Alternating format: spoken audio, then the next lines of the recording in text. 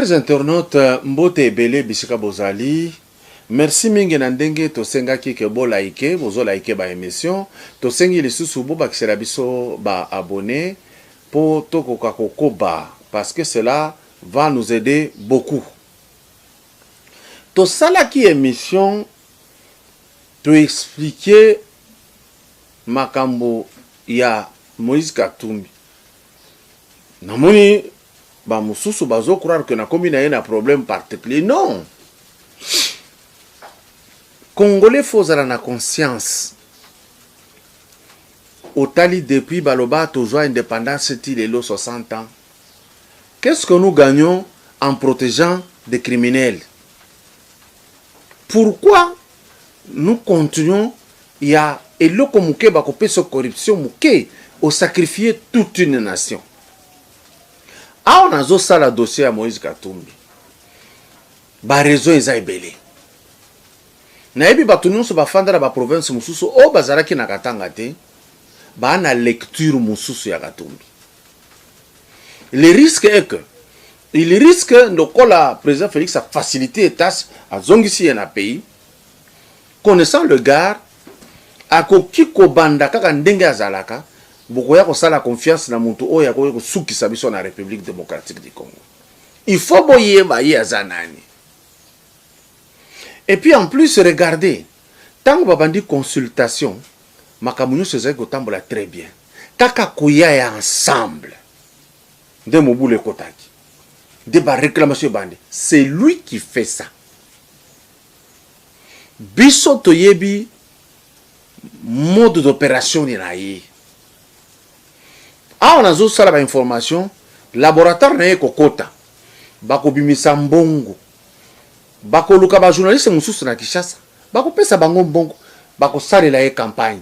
Bako banda ko justifier ye, mais ba vivra na yete, ba yebi makambo ya sala kate. Mais je suis à l'aise. Pour ceux qui na moni journaliste moko abandi ko alinga expliquer que Katumbi aza bien, bo senga ye preuve. Ngai na ba preuve. Na vivra kuna na yebiye et puis na lobaka chaque fois. Oya lingi ko lebisa biso contraire azo caméra na yake ndeko filmer Katanga. Atuna pe bato. So akuti gouverneur kuna na Lumbashi akamwe Moïse asala yango te. Basala yango na gouverneur Kapopo. Ya salate. So akuti na Kolwezi, mairie ya Kolwezi est comme propre. Moïse asala yango te, oya asala yango ezai Muyezi Mangezi Mas na mama Fifi Masuka. Ye asala ile côté. Je suis en train d'insister. Bakola sabino ka moi asphaltage ya muke ya avenue Basilique na Kenya. To ba mwa nani wana. Bokende ko filmer Kenya bande ko boya ko lakisa. Bokende bo filmer boya ko lakisa gestion ya mwana mbali oyo. Ici naza à l'aise. On peut financer des gens. Parce que na Congo, tozalaka na sonité, ya ko soutenir criminels, ya ko soutenir récidivistes, ya ko soutenir malfrats, ya ko soutenir... Nous sommes prêts. Il suffit d'un peu d'argent pour soutenir. Tout le monde qui na Congo, yo, va soutenir Rouberois. Avec tout ce qu'il a fait contre ce pays. Il y en a ici. Tu as attaqué problème. Moïse Katumbi était recherché. Bakimaka yena grand frère na ye baki bisika bakendeki. Qu'est-ce qui va se passer? Moïse va revenir au pays. Il n'avait rien. Tango azonga ki kokoma président Mazembe, il n'avait rien. Il faisait l'intérim de son grand frère Katebe Katoto qui avait l'argent et qui finançait Mazembe. Abandi koluka yepe. Comment on est riche? Comment on est mbongo? C'est ainsi que dans la vidéo, tu vas beaucoup découvrir comment il a eu l'argent. Aucune voie normale y a utilisé. Alors, qu'est-ce qui va se passer? Bon étudier à capé entourage à Moïse. Bon étudier mon tout moko na moko asa pembeni na ye o asa ko sala le musala. Toko longola bato muke makasi. Oyo bazaki ba innocent croyant que le type vaut beaucoup d'or positivement. Bazaki mouké. Le problème avec les Congolais, c'est que au moni mabe au belélité. Au tiki kaka ba msusu ba ya ba souffrir. C'est ça nous. Ba tebele ba travailler na Moïse, ba yebi qui n'est pas honnête. Ba yebi qu'il est qu'il est dictateur outrant. Il est prêt à tout pour l'argent. Mais il ne vous le parle pas. Je ne citerai pas les noms déjà ici des politiques qui se sont associés à lui, qui savent qui il est. Ils ne le disent pas aux Congolais. Je me fais le devoir de le dire. Même, j'avais insisté, j'insisterai, j'insiste. Batouebele bayaki kozwama comme journaliste, comme analyste politique, babandi ko soutenir, bayebaka yete. Mbongo kaka, pesa bango boye, logique et koufa. Moïse est devenu un bon type. Alors qu'est-ce qui va se passer? Nalingi necha veter. Ezala teke nga mutu na oloba. Nazocha proche ya Moïse Katumbi. Muyambo Kiasa. Na dossier mine de Mbola. Chela biso veter. Dossier mine Mbola. Boyoka Muyambo Kiasa. Azo expliquer. A olobanini. Tokei. Vous êtes venus puisque nous devons, je dois démontrer comment. Allons-y, Moïse est en train de vous. Ok. Voilà, c'est ça. Je vous donne encore un autre exemple. Quand moi je l'ai connu, on voyageait ensemble en business ou en fest. Il n'avait pas des avions. Il n'avait pas d'argent. Rien, il n'avait rien. Mais non plus, alors en ce moment-là, vous n'avez pas d'argent non plus. Mais vous voyagez ensemble. Non, moi je dis, je voyageais en business, en fest. Je voyage toujours en business ou en fest. Moi, je ne dis pas que j'avais beaucoup plus d'argent ou quoi, non. J'avais des moyens pour ma survie. Bon, après, lui, il commence à acheter des avions.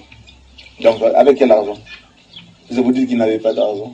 Oh, vous voulez savoir comment il a l'argent? Oui, c'est intéressant. Oui, c'est très intéressant. Comment il a eu l'argent tout d'abord? Nakanisi Nakini Boebi, M. Kabasele. Kabasele avec des documents. Il y a beaucoup de Kabasele. Il y a Mpanya, le fabricants. C'était les fabricants. Il a fait ces histoires, je ne sais pas qu'est-ce qui lui a poussé un bon matin. À comme on a ministre, ils sont vivants, Ingele, tout le monde que je cite là-bas. Ingele photo, oui. Ingele photo. Akabata la tête. Voilà, après ça t'a la tête. Bapesie, mikanda biloko nyonso tout. Naïba kite ndenge ni yaza kikuna na kin, aiba kike min moko, babenga kambola et ça na ba minéraux. Le monsieur vient ici, il commence à travailler. La mine na yoan. Et ça, je vais vous donner les images. Vous avez ça? Non. Voilà, je vais vous donner les images. Le type commence à travailler. Un jour, j'étais dans mes multiples occupations. Moïse m'appelle. Quand je dis qu'il n'avait pas d'argent, il m'appelle, est-ce que tu peux m'accompagner Nambola? Président, excuse-moi, je suis très occupé. Président. Non, je l'appelais déjà président, non? Parce qu'il était, quand il est venu, il était président de TP Mazembe. Moi, je suis supporter de TP Mazembe. Il faut un solo. Hollanda bien, c'est une histoire. Je lui dis, ok, je ne sais pas vous accompagner puisque je suis fort pris. Alors, il est parti avec ses collaborateurs de tout puissant Mazembe. Moi, je me trouvais à ce moment-là, je pense, au centre-ville, et puis quelqu'un m'appelle. Oh, tu sais ce que Moïse vient de faire à Mbola? Je dis quoi? Il vient de faire quoi? Il dit non, il s'est bagarré là-bas. Et il a ordonné qu'on pille les biens de M. Kabassé. Je dis non, ce n'est pas vrai. C'est comme vous posez une question à BT. Vous avez ma cam. N'a vu téléphone à Bengi, n'a vu président. Oui, Osa, oh. N'a Bengi Moïse. na tunyoza wapi abio non je suis à la carrière. J'ai dit mais ba uti pisanga abio sali ba dégâts kuna président tika muto anazane kasai. Abi non président, tu ne peux pas faire des histoires comme ça. Na pourquoi on était ensemble avec lui. Tu n'es pas ça il habité azo travailler na libanais moko bazo bimisa ba minerai bazo futa ba tout bien. J'ai dit même ça azo futa ba tout bien, problème nous ça. Tu comprends? Et le lendemain, ba minerai on a ba piaki par ba creuser. Atindi mutume moko kamwanya, ba benga ke kamwanya. Il va là-bas à récupérer un gonyo sabi tozo la bino mbongo. Ayo teka ngwa na société moko. Bakobati. O comment on a bililité? Bakobati ayo teka ngwa. Tangwa teka ngwa. Kobati na état brut, so ba quantité pas na kobimisa ne fils 1 kilo. C'est là na moto à domaine. C'est là na kanisi bloko zo posenga, c'est plus que zo mona ngo. Ah, curiosité. Oyebi ba minerai na bazo tango na ba sac ya 50 kg. Mais tout le monde a un camion. Voilà, bazo tango na ba 50 ba sac ya 50 kg. Ba creuser tellement bazana makasi. Dans moins d'une heure baki ba pomper ba camion à 20 tonnes ata mi-balé. Bazo charger kaka. Mais ce n'est pas ça qui fait la richesse de quelqu'un, monsieur Mouyamba. Oh, demande-moi ça. Oh, écoute, alors j'ai l'impression qu'on est Naza ignorant. Oza ignorant, c'est-à-dire à ce moment-là. Tant bazi, puisque oyebi ces jours-là, Valère va minérer wana. Valère va minérer à moins na mi tromper ezaki pour une valeur à $1 million. Valère va minérer. Et puis par tonne non, Valère va minérer nyonso wana. Et puis quand c'est les dit non, na ba mikanda na e ba biloko nyonso. Mais yazaki ndemo tata ba pousse café. Ya comme na ba diamant ba minérer. On a kotu na ngate, on a un problème na ngate. Ngala zo démontrer comment l'homme place nini abimisaki mbongo. Ba ina ba minérer bateki. Ba zimbongo surplus puisque différence entre côté minerai nini comment on dit bénéfice est énorme. Tu peux investir marge. Ok, investir $10 mais on dit à 200 ou 300. Et qu'est-ce qu'ils ont fait? Ba fouti batouana. Tant ba fouti batouana. Ba ngonde ba komisiko ba bando somba ba minerai directement entre temps. Tant ba bando somba ba minerai. Et c'est quand on a le domaine de minerai, une semaine, 2 semaines, ils ont belé, ils ont doublé les bénéfices, ils ont kende bang. Et c'est ce qu'il a fait. Mais, M. Mouyambo, il y a un problème de minerai. Est-ce que ça, la minerai pété na vie na yo exportate domaine wana okotana nute ko exporta minerai te. So na ngaki naza na produire awa sur place ko produire non carrière ba minerai. Non. J'avais eu un contrat à Ed Picking en 2003. J'ai travaillé pendant une année et puis ça ne m'intéressait pas. J'ai vu que escroquerie et les alliés. Dès lors, j'ai laissé. Et on vérifié. Ça a quand même fait minerai. Namekaki, je pouvais être malhonnête sur la ça qu'on a dit Namekaki en côté, Namekaki, mais j'ai trouvé que ça ne m'intéressait pas, puisque conséquence ces années, tu te retrouves avec des escrocs. Nganaza avocat. Si on a coutani na escroc, à escroquer, ngatonga na bina escroquer et comme immobilier. Nango tu na yote escroc on a ni nango tu na yote. Omoni monda ya ba minerai za batu baza ebele ba ngomoko ba beta na kabaku ba biloko ndengwana. Vous venez de suivre Mouyambo Kiasa. Na dossier ya M. Kabasele. M. Kabasele Obozoka, ce n'est pas n'importe qui. C'est l'inventeur de Pousse Café. C'est un génie. Akufa na lisolo oyo. Et famille Kabasele tango azana bomo tango Moïse abeti eku. Afunda na parquet ya Kipushi. Baboya kolandela dossier na bazali ko banga Moïse. Si vous suivez na ba vidéo mususu ko banda koya, okoyoka Mouyambo dire que Moïse le disait tout au même na ba meeting que nako beta bato ya ba juge tout ça. Bokoyoka terme ndenga zali ko utiliser. Donc tout le monde avait peur de lui parce qu'il avait terrorisé les Katanga, il a terrorisé les gens. Ce que j'ai dit est vrai. ba journaliste bele baza journaliste d'investigation so bakie na katanga bakendaka na idée bapesa mbongo kaka zonga okomona so azongi bandi kokumisa il ment. Donc il a fait ses coups à Kabasele et les Kassaïens sont restés sans broncher, sans rien faire.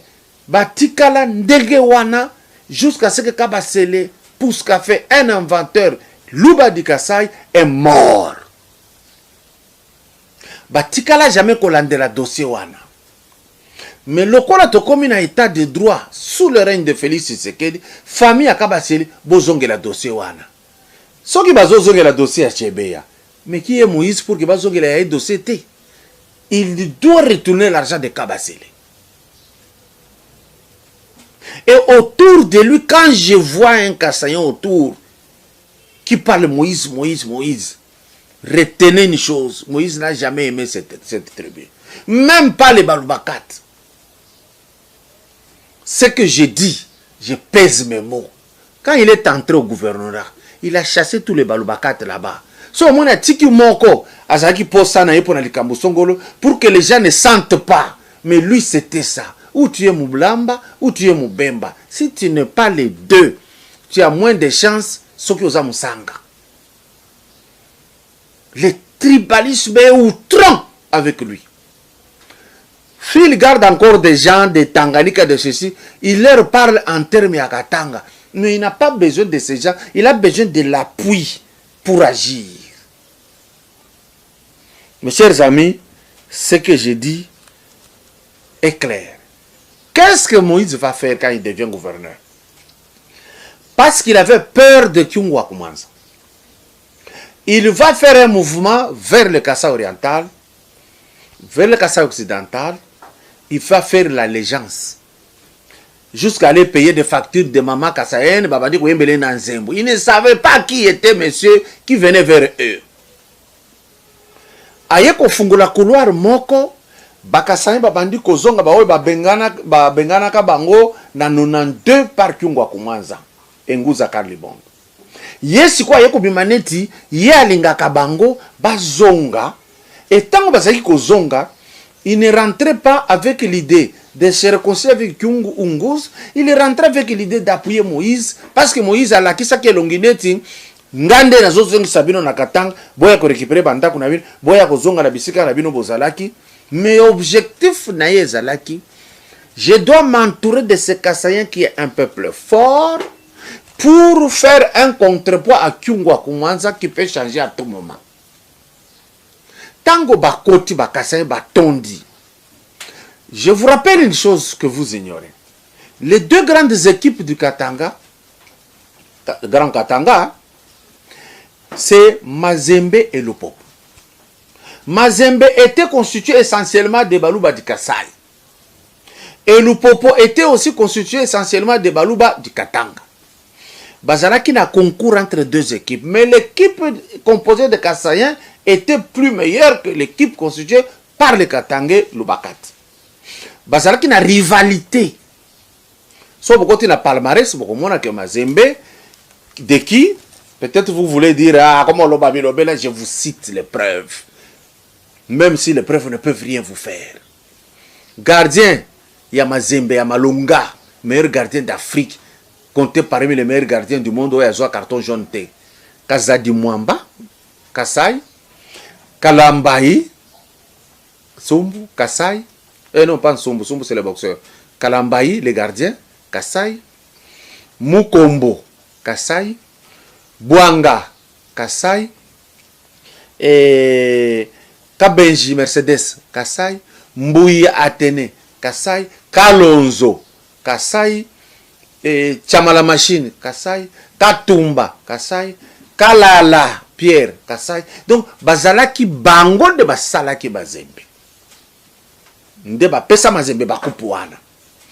Alors maintenant, parce que Mazembe était aimé, et est toujours aimé aujourd'hui par les Kassaïens au Katanga, Moïse, tango zongisi Bango, Babandi na Koyembele Nzembo, a jusqu'au Lukumu ya Mazembe, les Kassaïens qui sont venus autour, il y a équipe Wana, il y a récupéré Gloire Wana la Tiango. Tango bazo yembela ye, bazo ko yembela pour na équipe pas comme politicien. Mais lui va jouer sa carte politique sur la gloire de Mazembe. C'est ainsi comme on est, tango ki diabaye, Mazembe a fuluki makasi, tout ça bakabangu, banini, ça profitait à sa gloire. Mais je suis en train de vous dire ceci. Il a tenté d'éliminer l'équipe de Lupopo, tango bazwaki yango na Kasaye, du nom de Faustin Bukonda. En faisant quoi? En bloquant toutes les marchandises qui donnaient l'argent à Bukonda, en détruisant l'avenue qui amenait à l'hôtel de Bukonda, les Kasaye là-bas. C'est connu de tout le monde. Moutoyaki Kobikisa Bukonda, c'est Kyungwa Kumwanza, qui est le grand fanatique de Lupopo. Nde bafungolaka ba conteneur ya Bukonda eye kokota pour à supporter le sous le Lupopo. Mais démarche ya Katumbi ezalaki ko boma kolongola de Kasayen qui dirigeait le Lupopo après ça ngona mais c'est Siraj oyo asa ko diriger Semaf. Et donc les Kasayen ne voyaient pas l'homme comment il ne les aimait pas. Pour preuve, dans la société, il a refusé de les prendre. Alors, qu'est-ce qui se passe? Il a commencé à aller progressivement jusqu'à installer son hégémonie. Tango baboyi ko voter Kabila. A sala meeting na Katuba na place ya foyer. A lobi bino baluba di Kasai boboyi ko voter Kabila bokomera mai ya pilipili. Et vous comprenez que Nde oyo ye ko faire subir M. Kaba c'est le Tchamala. Non, non, c'est Tchamala. Non, non. Lui, Kaba c'est le pouce café. Nambongo na ya kendeki, amonaki ministre ingele photo. Basale liye ba document. Ba teke liye kare minye. Aye kuna, azui mbongo na ye en jeu. A placé à yebisi batu bino beaucoup soit 50% à 50%. Papa, c'est un marché qui n'existe pas au monde. Mais Moïse ne le fait jamais. Nous sommes ici avec les Chinois. Quand ils viennent avec leur argent pour exploiter, ils ne nous donnent pas 50%. Mais donc c'est le plutôt après ça qui va katange 50%, il y a juste 50%. Moïse va arriver là-bas, à Salipe meeting, à Zoloba, à Yoko Sakarana Bino, Bino Bozo à 50%, 50%. C'est comme si c'était une fausse histoire. Toi, tu as veter, na zongeli yango botalaki, bolanda tango à Zoloba, Kabasele ayi azwa 50%. Comme si lui, avec MCK naye, yazalaki kozwa 20% pesi batu 80%. Tocha veteran boyo ka meeting, o yazaki koyebisa batu. Kabasele était très bon de donner 50%. Yenda bimisi mbongo naye, asombi kare naye, acheba moyen naye, Moïse a quitté kuna. Nalobi boyiba nyonso. Gandé l'a autorisé, c'est un Kassayen, il ne peut pas exploiter ici. 20 heures, Tolanda, Mbola 1.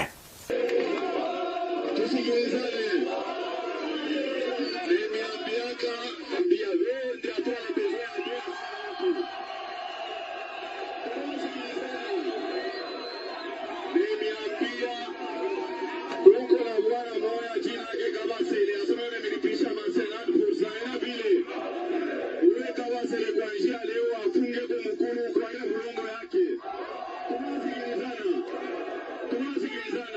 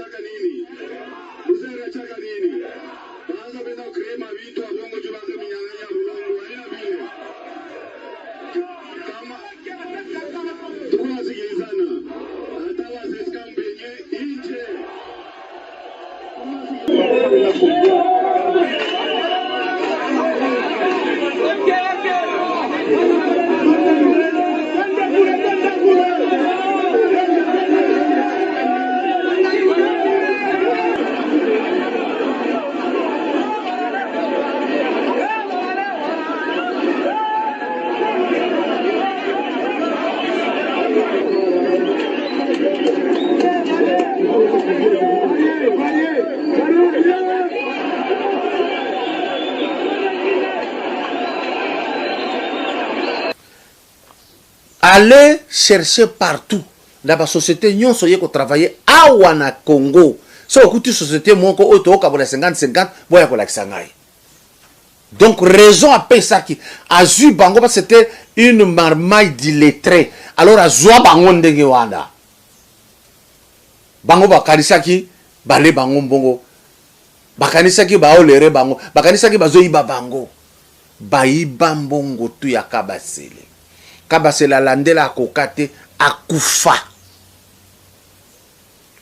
Donc tous les Kassaïens qui soutiennent Moïse, le sang de Kabasele va parler.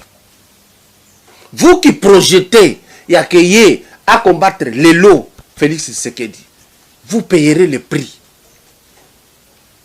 Les lots na telemi wana. Lobby na kosa la suite na kotiere binu ba preuve mosusu kaka parce que ça existe, parce que les Congolais refusent, ils sont comme ça, ils refusent de sortir, ils ont peur de tout et à tout moment. Mais lorsque Koinda babandi ko se plaindre et kakaboye, mais vous voyez, vous ne dites pas. Moi je viens de le dire et je sais que l'argent va circuler, na kokamwate, na yoka na bato mususu na presse, va fingangai. Na okamango te. Ça sera une bêtise si les chefs de l'État croient en Moïse. Ça sera vraiment une bêtise. Ça sera injuste si la famille de Kabasele ne retourne pas sur ces dossiers. Pour bazong c'est la bango mbongo na bango. Parce que les Katangais ont exploité les diamants. Kabila Sakana na yango, ça n'avait jamais posé de problème. Mais Kozombongo Kabasele, par ces messieurs, et que ça reste comme ça, je serais inquiet, très inquiet. Approchez Katumbi, Pembeni, chef de l'État, vous qui m'écoutez, Jean-Marc Kabound, Augustin Kabouya, vous m'entendez. Vieux Kitengeyezu, vous m'entendez. Ce que je suis en train de dire. Le danger n'est pas le petit Fayoulou ici. Je dis petit pour minimiser. Il est plus âgé que moi. Le grand danger, Katumbi Bozomona. Il agit par personne interposée. Il utilise des moyens financiers. Sauf si vous avez lié.